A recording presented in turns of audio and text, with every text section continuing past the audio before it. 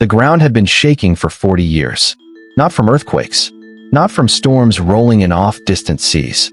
It shook from hooves, millions of them, spreading outward from the Mongolian steppe like cracks in ancient clay, consuming everything in their path with a hunger that had no bottom, no ceiling, no limit of ambition. By the middle of the 13th century, the Mongol Empire had become the largest contiguous land empire in human history, and it had not finished growing.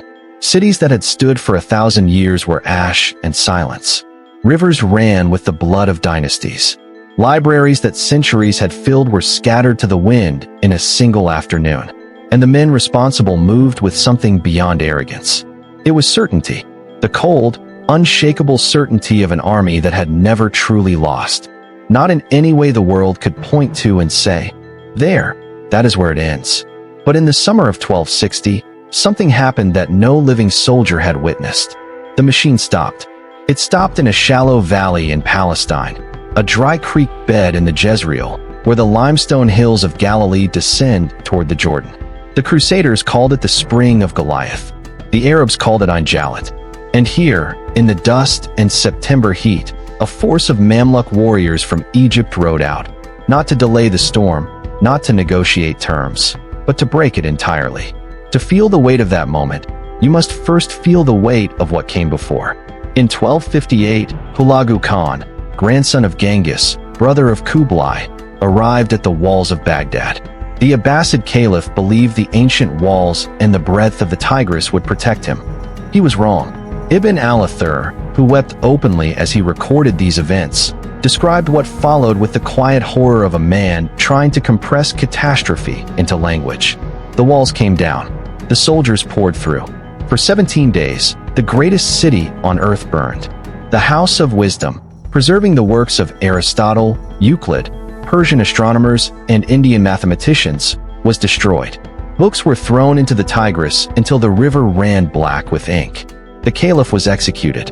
An unbroken line of Abbasid leadership, 5 centuries long, was severed in a single afternoon. After Baghdad, the advance continued westward. Syria buckled. Aleppo fell. Damascus surrendered without a battle in March 1260.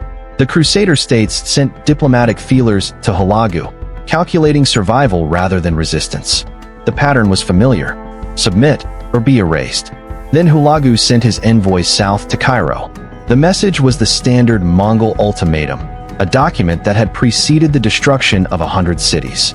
Submit, open your gates, survive as a vassal. Resist, and the fate of Baghdad awaits you.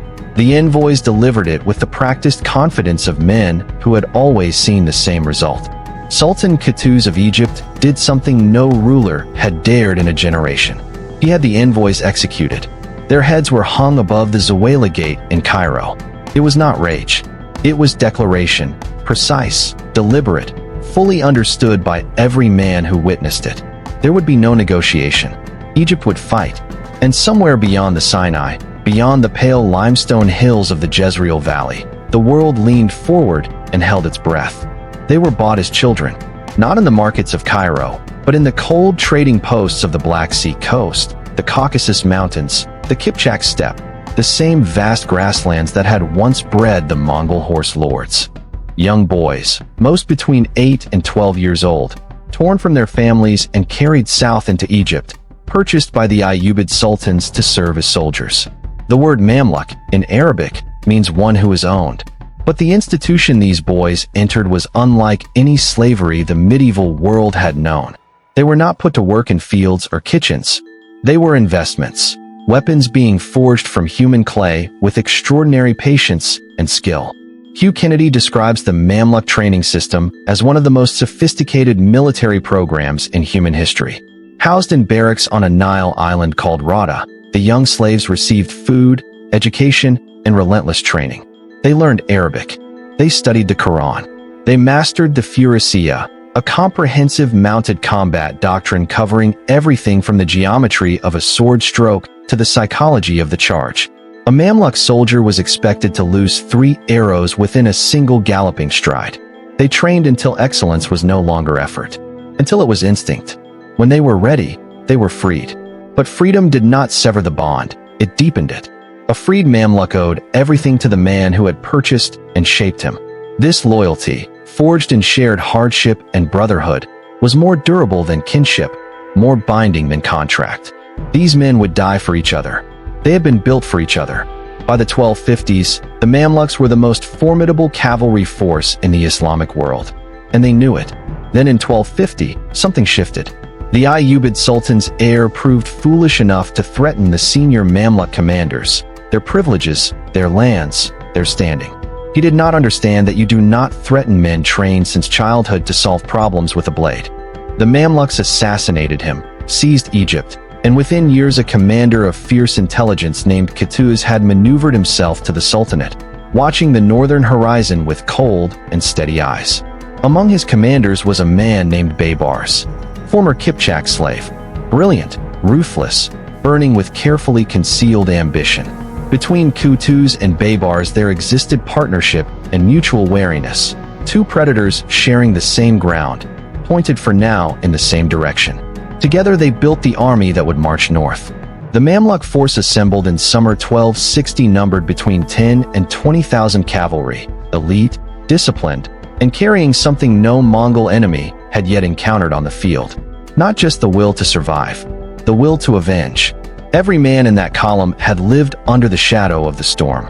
They had seen refugees streaming south from Baghdad, from Aleppo, from Damascus. Hollow-eyed men carrying nothing but memory. They knew precisely what failure meant. The Mongol force in Syria, commanded by the veteran General Kitbuqa, was broadly comparable in size. But Kitbuqa commanded with the confidence of a man whose army had never truly lost. He had marched through Baghdad's ashes. He had watched Damascus open its gates without a fight.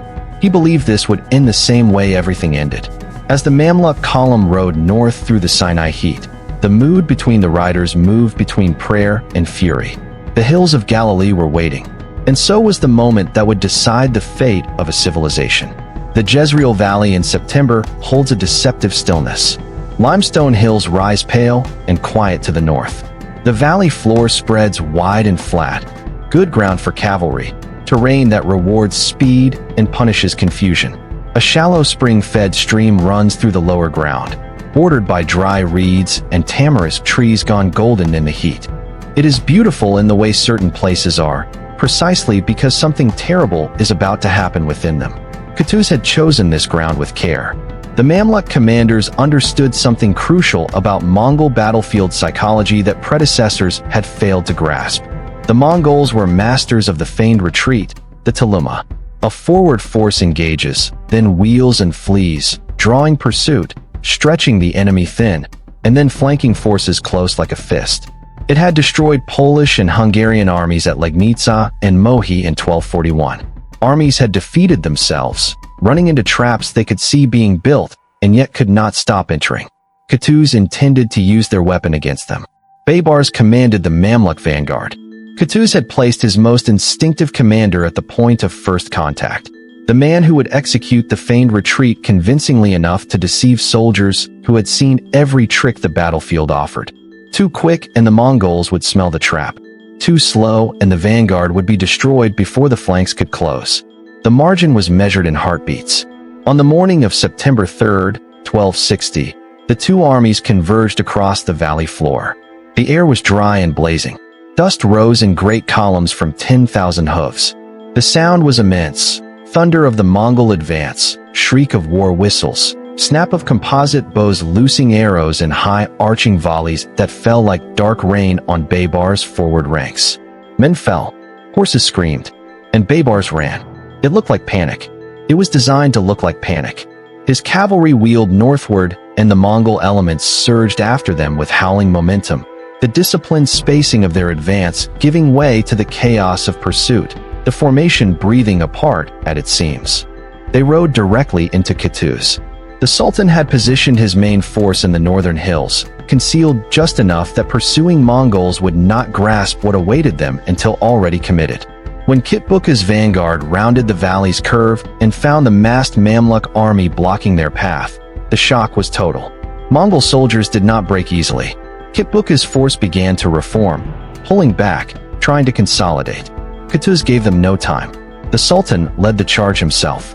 Ibn Wasil, writing within living memory of the battle, records that Kitbuqa's helmet was struck from his head in the melee, and he rode on bareheaded, screaming at his men to hold. The Mamluk line steadied.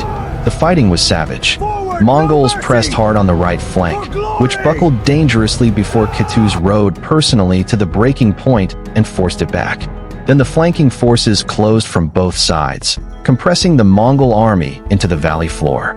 In open steppe they could reform endlessly, escape by riding away. In the narrowing throat of the Jezreel, with Mamluks pressing from 3 directions, there was nowhere to go. Kitbuqa was captured, wounded, and unhorsed. He died defiant, warning that Hulagu's vengeance would be absolute. He was executed on the field. By mid-afternoon, the dust had settled over broken ground, over fallen men and horses, over the golden reeds by the spring named for a giant. The Mongols had lost. For the first time, in any way that truly mattered, they had lost. The silence after Ain Jalut was not the silence of peace. It was the silence of a world recalibrating, trying to find new coordinates now that the fixed star everyone had navigated by, Mongol invincibility, had gone dark.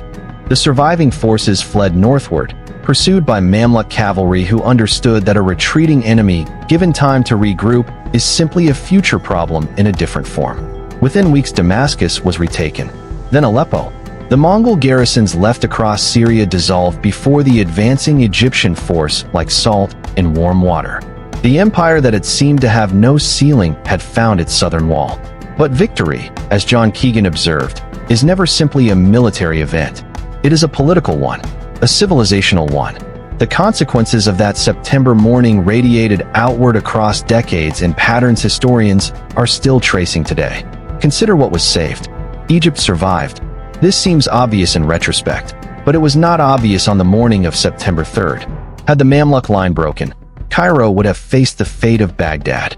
The Al-Azhar University, centuries of Islamic scholarship, the refugees who had fled south carrying seeds of everything destroyed, all of it at risk. Egypt was at that moment the last major intact center of Islamic civilization west of Persia. Hugh Kennedy argues the Mamluk victory preserved the very conditions under which that civilization could recover. In Egypt, under Mamluk protection, those seeds found soil. The geopolitical consequences were equally profound. The Mongol Empire had been fracturing before Ain Jalut, strained by the death of the great Khan monk and a succession crisis tearing at its seams. Hulagu's Ilkhanate was increasingly at odds with the Golden Horde to the north.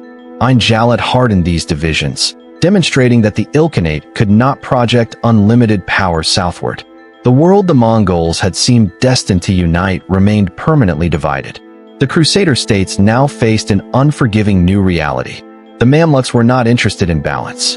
In the decades following Ain Jalut, Baybars systematically dismantled what remained of the Crusader presence in the Levant.